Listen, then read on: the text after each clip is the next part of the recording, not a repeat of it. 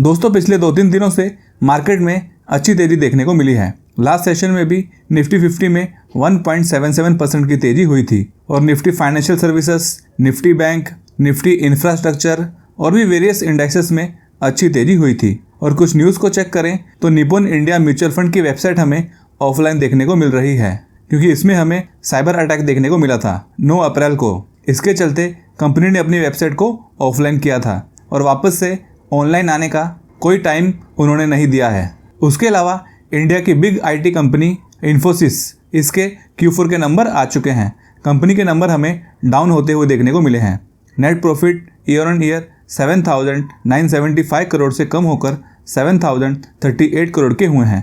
12% का decline number में देखने को मिला है, जबकि सेल्स में 8% का जंप हुआ है ईयर ऑन ईयर बेसिस पर। अभी जो अदर सोर्सेस से इनकम होता है वो कंपनी का लास्ट ईयर 2,729 करोड़ का था, जो इस बार घटकर 1,190 करोड़ की हुई है। इसके चलते प्रॉफिट में थोड़ी कमी हुई है। और फिर सुज़लोन एनर्जी कंपनी में एक पॉजिटिव न्यूज़ देखने को मिली थी कि इस कंपनी को 100.8 मेगावाट का न्यू ऑर्डर मिला था फ्रॉम सनश्योर एनर्जी। और दोस्तों इस वीडियो में मैं कुछ बढ़िया कंपनीज़ के ऊपर डिस्कशन करूंगा, जिसमें एफआईएस ने पिछले कुछ क्वार्टर से अपनी होल्डिंग्स को इंक्रीज़ किया है और डीआईएस ने भी कुछ कंपनीज़ में अपना स्टेक बढ़ाया है।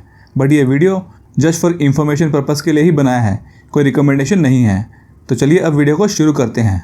दोस्तों फर्स्ट कंपनी है इंडस टावर्स लिमिटेड। ये कंपनी इंडिया की one of the largest telecom tower company है। इस कंपनी में एफआईएस पिछले एक साल से अपनी होल्डिंग्स को इंक्रीज कर रहे हैं। मार्च 2024 में उनकी होल्डिंग्स इसमें 16.40% की थी, जो उन्होंने बढ़ाकर 23.15% कर दी थी। उसके बाद में फिर 24.19% और रिसेंटली 26.15% की होल्डिंग्स उन्होंने की थी। तो एफआईएस इस कंपनी को लेकर काफ़ी पॉजिटिव नज़र आ रहे हैं। उसके अलावा डीआईएस भी इसमें काफ़ी लंबे समय से अपनी होल्डिंग्स को इंक्रीज कर रहे हैं और अभी उनकी होल्डिंग्स काफ़ी स्ट्रॉन्ग 17.79% की देखने को मिल रही है। उसके अलावा दोस्तों इस कंपनी का बिजनेस एक्सपेंशन को लेकर भी काफ़ी अच्छे प्लान्स है। टेलीकॉम इंफ्रास्ट्रक्चर के ऊपर ये कंपनी काफ़ी ज़्यादा फोकस कर रही है और फिर रिन्यूएबल एनर्जी में भी ये कंपनी काफ़ी इन्वेस्ट कर रही है। उसके अलावा इसका ईवी चार्जिंग इंफ्रास्ट्रक्चर के ऊपर भी काफ़ी अच्छा एम है। तो फ्यूचर में इस कंपनी में अच्छी ग्रोथ हो सकती है और कंपनी के नेट प्रॉफिट भी क्वार्टर ऑन क्वार्टर काफ़ी तेज़ी के साथ में इंक्रीज हो रहे हैं। और Q3 में तो इनके प्रॉफिट काफ़ी शानदार देखने को मिले थे, जो 4,003 करोड़ के हुए थे। इससे मालूम पड़ता है कि काफ़ी स्ट्रॉन्ग बिजनेस ये कर रही है और वैल्यूएशन भी इसकी कुछ ज़्यादा नहीं है। 10 के पीई पर ये अभी देखने को मिलेगा, जो अपने इंडस्ट्री पीई से नीचे है। नेक्स्ट कंपनी है जेबी केमिकल्स एंड फार्मास्यूटिकल्स लिमिटेड। ये भी एक शानदार कंपनी में से एक है, जो इंडिया की one of the leading pharmaceutical company है, जिन्होंने अपने बिजनेस की शुरुआत ईयर 1976 से की थी। इस कंपनी के अंदर दोस्तों मार्च 2023 के बाद में एफआईएस ने लगातार अपना स्टेक इंक्रीज किया है। मार्च 2023 में 8.62% की उनकी होल्डिंग्स थी, जो दिसंबर 2024 में 14.64% की हो गई है।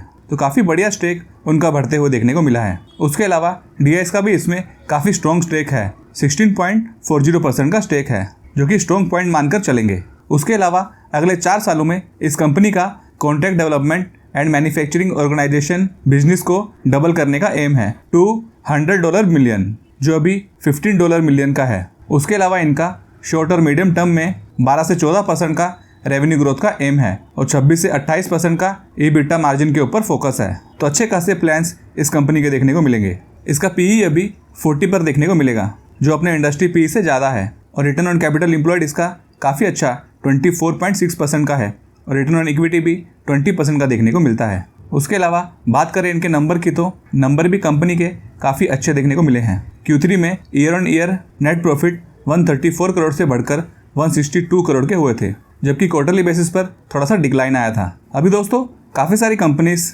अपने हाई से 20%, 30% या उससे भी ज़्यादा करेक्ट होते हुए देखने को मिली थी, बट इस कंपनी में ज़्यादा करेक्शन नहीं हुई है। 2030 का इस कंपनी ने 52 वीक हाई बनाया था और वहाँ से इसमें 16% की करेक्शन ही देखने को मिली थी। तो ये कंपनी अच्छी है, जिसका बिजनेस मॉडल भी अच्छा है और फ्यूचर के प्लान्स भी काफ़ी अच्छे नज़र आते हैं। अगली कंपनी है पीबी फिनटेक लिमिटेड। दोस्तों ये इंडिया की लार्जेस्ट ऑनलाइन प्लेटफॉर्म है for insurance and lending products, term insurance, life insurance, health insurance, investment plans और भी काफ़ी सर्विसेज इस कंपनी की देखने को मिल जाएगी। इस कंपनी में मैक्सिमम स्टेक हमें एफआईएस और डीआईएस का देखने को मिलता है, जो एफआईएस का 47.78% का है और डीआईएस का 20.57% का है और DIS तो लास्ट 2-3 क्वार्टर से लगातार इसमें अपना स्टेक बढ़ा रहे हैं। उसके अलावा दोस्तों इसकी वैल्यूएशन काफ़ी हाई पर देखने को मिलेगी। आप देख सकते हो कि इसका PE रेशियो 366 पर है, जो अपने इंडस्ट्री PE से काफ़ी ज़्यादा है। और अगस्त 2024 में तो इसका PE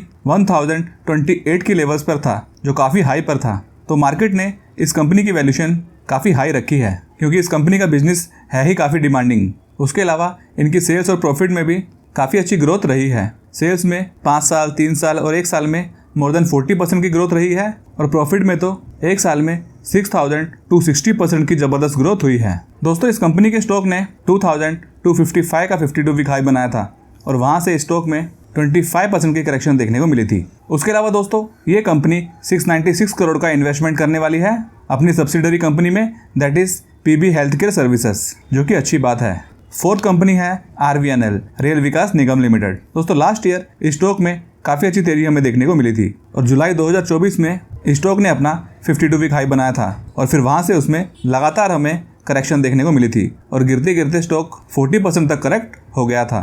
तो काफ़ी अच्छी करेक्शन पर यह कंपनी अवेलेबल है। और बात करें होल्डिंग्स की तो प्रोमोटर्स का इस कंपनी में बहुत ही स्ट्रॉन्ग 72.84% का स्टेक है और FIS इसमें पिछले 1 साल से लगातार अपना स्टेक बढ़ा रहे हैं। 2.32% की उनकी होल्डिंग्स थी मार्च 2024 में, जो इंक्रीज करते करते उन्होंने 5.10% की कर दी है और फिर DIS का भी इसमें 6.16% का अच्छा स्टेक है। और बात करें वैल्यूएशन की तो 61 के PE पर अभी ये आ गया है, जो पहले 90 के लेवल्स पर चले गया था और प्राइस टू बुक वैल्यू भी 20 के लेवल से कम होकर अभी 9.73 पर आ चुकी है।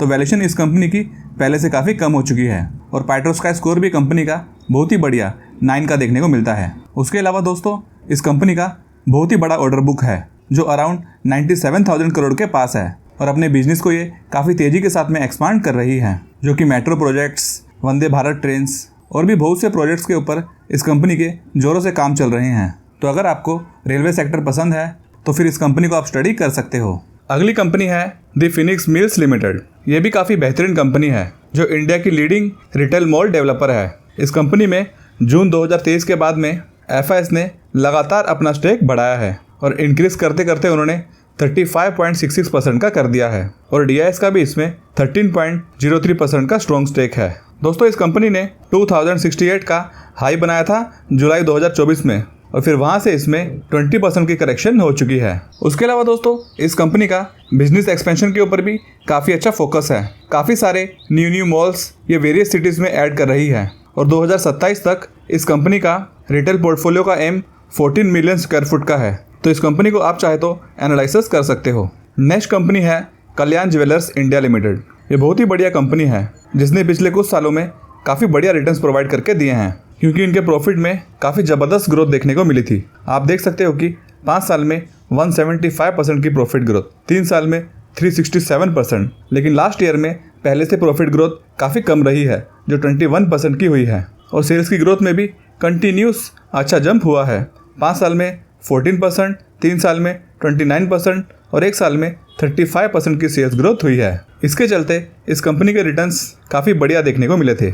इसकी शेयर होल्डिंग की बात करें तो प्रोमोटर्स का कंपनी में 62.85% का अच्छा स्टेक है और उन्होंने इसमें कोई चेंजेस नहीं किया है और FIS ने पिछले 3 क्वार्टर से लगातार अपनी होल्डिंग्स इसमें इंक्रीज़ की है, जो अभी 16.89% की हो चुकी है और DIS का इसमें 11.97% का स्टेक है। और दोस्तों PB फिनटेक कंपनी की तरह इस कंपनी की भी वैल्यूएशन मार्केट ने थोड़ी हाई रखी है, जो आप देख सकते हो कि 81.5 पर इसका PE रेशियो है, जो अपने इंडस्ट्री PE से काफ़ी ज़्यादा है। इस स्टॉक ने दोस्तों 795 का 52 वीक हाई बनाया था और मोर देन 30% की करेक्शन इसमें देखने को मिल चुकी थी। उसके अलावा दोस्तों इंडिया के अलावा इस कंपनी का इंटरनेशनली भी बिजनेस एक्सपेंशन के ऊपर काफ़ी फोकस है और फाइनेंशियल ईयर 26 में इस कंपनी का 170 न्यू शोरूम्स ओपन करने का प्लान है और भी बिजनेस ग्रोथ के लिए ये कंपनी काफ़ी अच्छा काम कर रही है। तो दोस्तों ये थी कुछ कंपनीज जिसको मैंने आपके साथ में डिस्कस किया है। आपकी इन कंपनीज के ऊपर क्या राय है, ये आप चाहे तो मुझे कमेंट में बता सकते हो।